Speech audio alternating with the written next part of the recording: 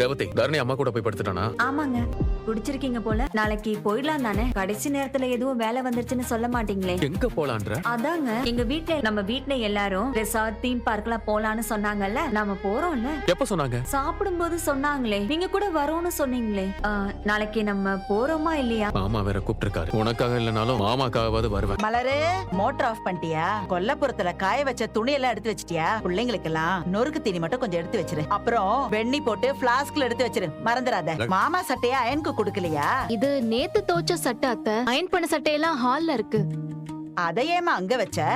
இல்ல அத்தை, காலையில தான் கொண்டு வந்து கொடுத்தாங்க. மத்தியானம் சாப்பிட வேண்டிய மாத்திரை எல்லாம் கொஞ்சம் எடுத்து வச்சிருமா. தலைவலி மாத்திரை, அப்புறம் கால் வலிக்கு போடுற ஆயின்மெண்ட் கூட அப்படியே எடுத்து வச்சிருமா. ஏதாவது ஒண்ணு கேட்டா செஞ்சிட்டேன்னு சொல்றாளா? செய்யறேன்னு தான் சொல்றா. நீ இன்னும் கிளம்பலையா? 8:30 மணிக்கு கிளம்பணும்னு பாக்கியராஜ் சொன்னதை நீ மறந்துட்டியா? ஏதோ ஒரு 10 நிமிஷத்துல கிளம்பிடுறேன்.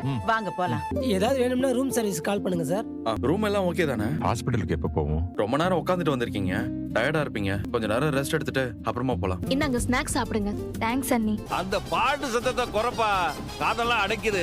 அக்கா, கதர்க்கா அங்க இளநீ வாங்கிட்டு நிக்கிறான் பாருங்க. கதர் எப்படி சென்னையில இருப்பான்? அந்த இடத்துல தான் நிக்கிறான். அவன் தான் பாருங்க. அவனை பத்தியே யோசிக்கிறதுனால நீ யார பார்த்தாலும் உனக்கு கதிர் மாதிரியே தெரியுது போல இருக்கு. எல்லாரும் கிளம்பிட்டீங்களா? ரெடி ஆயிட்டு இருக்கோம். இன்னும் 5 நிமிஷத்துல கார்ல ஏறிடுவோம். நீ சீக்கிரம் வந்துரு. என்ன? சரிண்ணே, இது வந்துடுறேண்ணே. இன்னைக்கு ஃபுல்லா நம்ம ஜாலியா இருக்க போறோம். மாமாங்க, அத்தைங்க, பாட்டி, தாத்தா, சொந்தக்காரங்க, அப்பான்னு ஃபுல் டே என்ஜாய் பண்ண போறோம். போலாமா?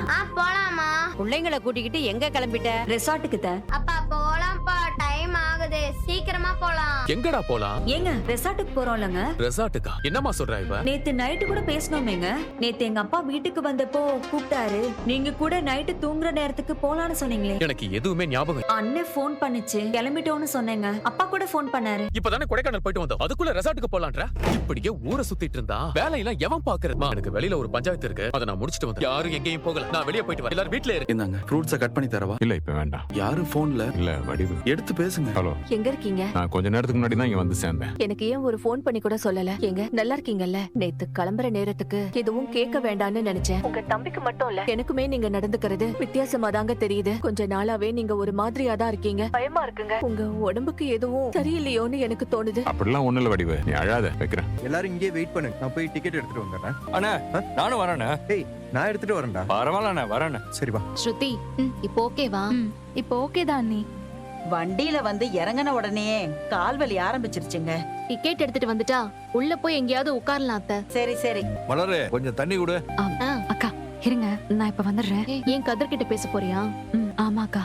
போய் பேசிட்டு வா. வடிவு பயப்படுறா. நீங்க அவங்க நம்பர் கொடுங்க. ஹலோ, யாரு? நான் கதிர் பேசுறேன். எப்படி இருக்கீங்க? நல்லா இருக்கேன் தம்பி. நீங்க பதட்டமா இருக்கீங்கன்னு ராஜியோட அப்பா சொன்னாரு, அதான் நான் உங்களுக்கு போன் பண்ணேன். அவர் இப்போ என் கூட தான் இருக்காரு. நாங்க 2 பேரும் இப்போ சென்னையில தான் இருக்கோம். ராஜிக்கு எக்ஸாம் நடக்க போகுதுல, அதுக்கு மாமா கூட இருக்கணும்னு ரொம்ப ஆசைப்பட்டாங்க. அத சொன்னா அவர் தம்பி ஒத்துக்க மாட்டாரு, அவர் சண்டை போடுவாருன்னு தெரியும். அதான் என் கூட கிளம்பி அப்படியே சென்னைக்கு வந்துட்டாரு. அதுக்காக தான் நாங்க சென்னைக்கே வந்தோம். ராஜி எக்ஸாம் எழுதும் போது கூட இருக்கணும்னு அவர் சொன்னாரா? ஆமா சொன்னாங்க. இத என்கிட்ட சொல்லிட்டு போயிருந்திருக்கலாம்ல. சொன்னா நானும் சந்தோஷப்பட்டிருப்பேன்ல. சரி, ஏன் சொல்லலன்னு அவர்கிட்டயே கேளுங்க. இந்தாங்க. ராஜிக்காக தான் சென்னைக்கு போனீங்கன்ற விஷயத்த ஏங்க என்கிட்ட சொல்லல? சொல்லணும்னு தான் நினைச்சேன் வடிவு. நம்ம பொண்ணுங்க அவ.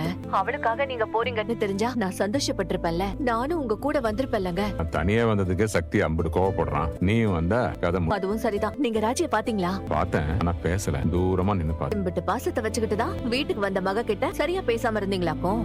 மாப்பிள்ளையோட ராசி ஆயிட்டீங்களா? எனக்கு ரொம்ப சந்தோஷமா இருக்குங்க. சரி, நீ வீட்ல யாருக்கிட்டையும் எதுவுமே சொல்லிக்காத. நான் ஏன் சொல்ல போறேன்? நான் மூச்சே விட மாட்டேன். பேசும்போது வேற ஏதோ போன் வந்துட்டே இருக்கு. அத நான் பாத்துக்கிறேன். இப்ப பிரச்சனை முடிஞ்சதா? எப்படி நீ இப்படி எல்லாம் யோசிக்கிற? நம்ம சுத்தி இருக்கிற யாரையுமே பதட்டமாவோ டென்ஷனாவோ இருக்க கூடாது. சந்தோஷமா இருக்கணும். அதுதான் நம்மளுக்கு வேணும். ஹாஸ்பிட்டல் கிளம்பலாமா? டைம் ஆயிடுச்சு.